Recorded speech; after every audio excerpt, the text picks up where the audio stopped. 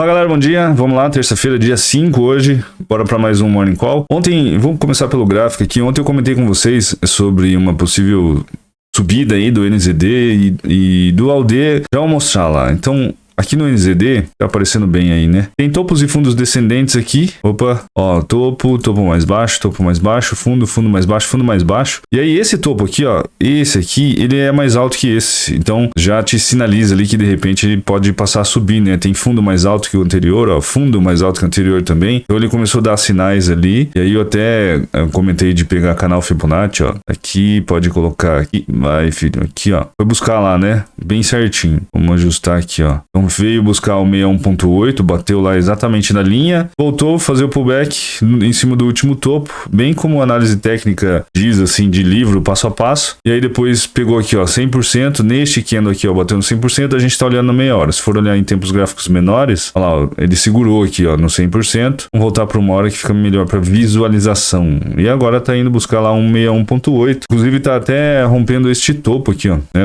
esse aqui é o dólar neozelandês, esse aqui, ele foi muito puxado de repente por políticas monetárias da Austrália. Essa madrugada teve reunião de política monetária e ontem eu comentei com vocês, né, que o dólar australiano estava lateralizado. Ontem não, né? Todos os dias a gente falando que o dólar australiano lateralizado por um bom tempo e que a hora que ele saísse dessa acumulação aqui, a gente podia projetar o tamanho dessa acumulação para cima ou para baixo. Então tá aqui, ó. Ele fez a mesma coisa, rompeu lá, fez o pullback em cima dos últimos topos, que é o comum, e depois pum, subiu, já cumpriu o tamanho da acumulação.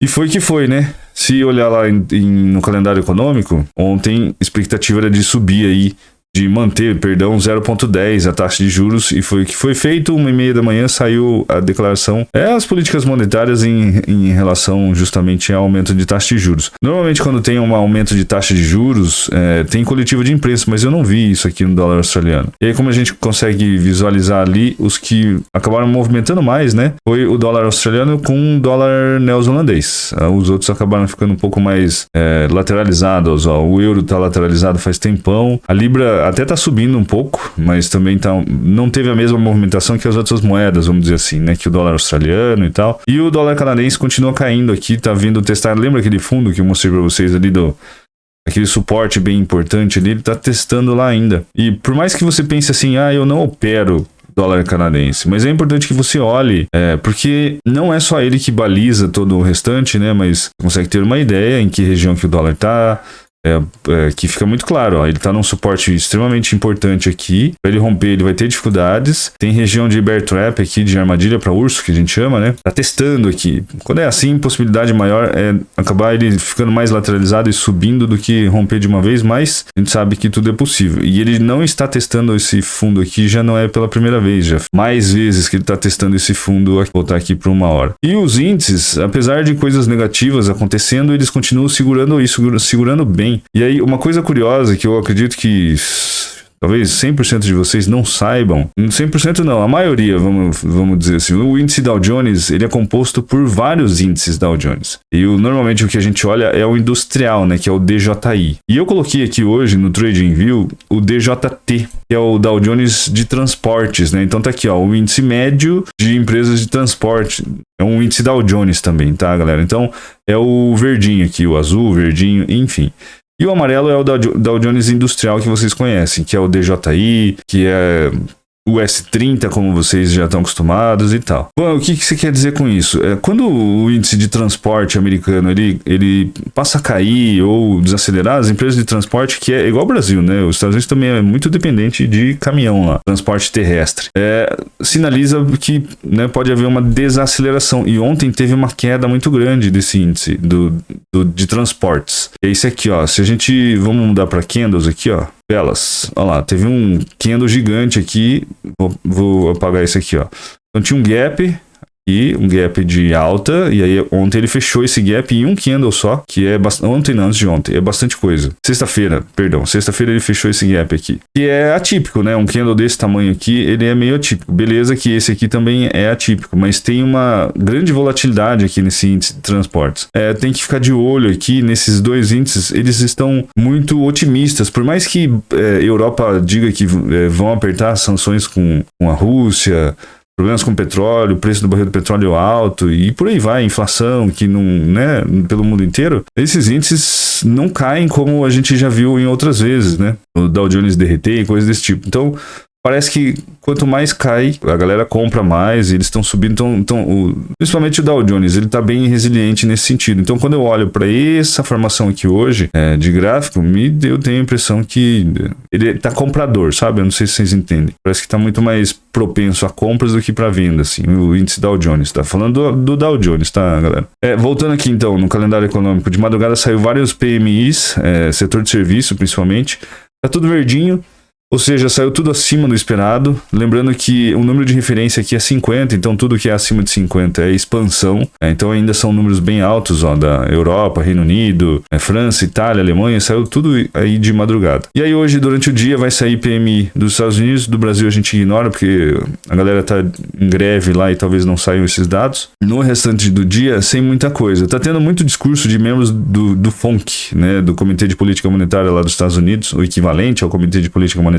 E eu deixei separado aqui uma matéria, que eu vou deixar o link aí na descrição, que é de um membro do Fed, dizendo que a economia dos Estados Unidos entrará em recessão neste verão à medida que a inflação consome os gastos do consumidor. Eu até esqueci o nome dele, Lindsay. Aqui, ó, é uma matéria bem interessante falando sobre o consumo dos Estados Unidos, sobre a dificuldade do Banco Central controlar a inflação e tal. Para quem quiser ler, vou deixar aí na descrição. Por sinal, no MarketWatch hoje tem bastante matériazinha, tirinha, curtinha assim, que vale muito a pena dar uma lida, falando sobre as novas tendências de mercado, a nova realidade.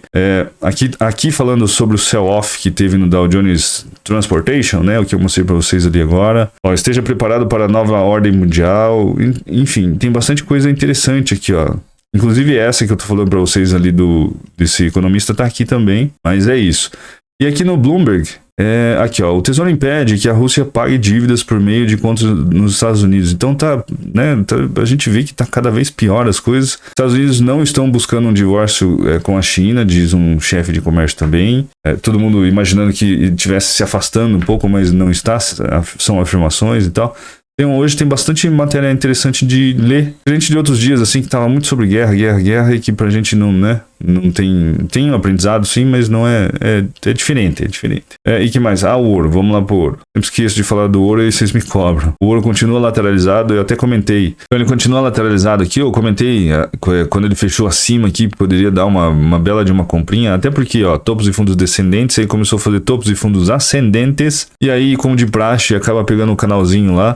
Assim como o Yen, né? Ó, pega aqui, e aí supostamente objetivos de gain, né? Vamos dizer assim, 61.8, mas ainda não veio, tá totalmente lateralizado esse ouro aí. Eu estou com essa expectativa aí, mas não tá com essa cara que não tá muito afim não de vir. Mas enfim, o ouro tem dado muitas alegrias aí, muitas operações boas nos últimos tempos. Aí nesses últimos, de ontem para hoje, né, que lateralizou mais e não tá andando direito aí. E aqui, quando a gente vem para cá, os índices de ontem, né, acabaram fechando lá no positivo, ó, o Dow Jones 0.30 positivo.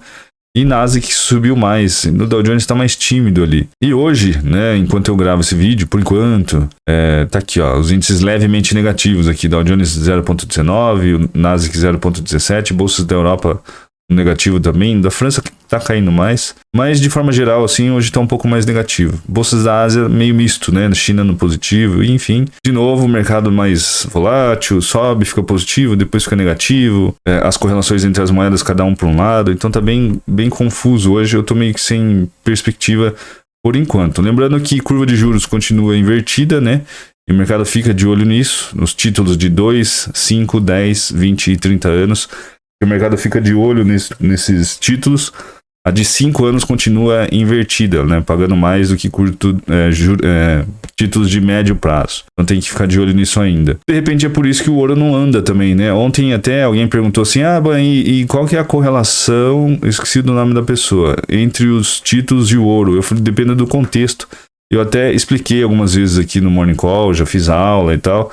vai depender do contexto, de quanto que tá a inflação naquele momento, de quanto que tá pagando os títulos, pra gente poder ver alguma movimentação no ouro, pra ter essa correlação de novo, né, igual teve 2020, acho que foi. Beleza, galera? Então acho que por hoje era isso, é bastante coisa, eu sei que é bastante informação assim, eu falei rapidão, mas acho que é isso. Amanhã, lembrando que quarta-feira, né, aqui no calendário econômico a gente consegue ver, tem às 15 horas a divulgação das atas da reunião do FONC, então o mercado também, né, fica na expectativa disso também, mas tá uma semana um pouco mais difícil, tá volátil, né, fica no positivo, no negativo, não engata uma tendência, que é como a gente, né, gosta de acabar aproveitando essas oportunidades aí, e algumas pessoas acabam tendo um pouco mais de dificuldade para operar, mas é normal, e daqui a pouco volta tudo normal. Beleza? Ótima terça, até o próximo Morning Call, tchau!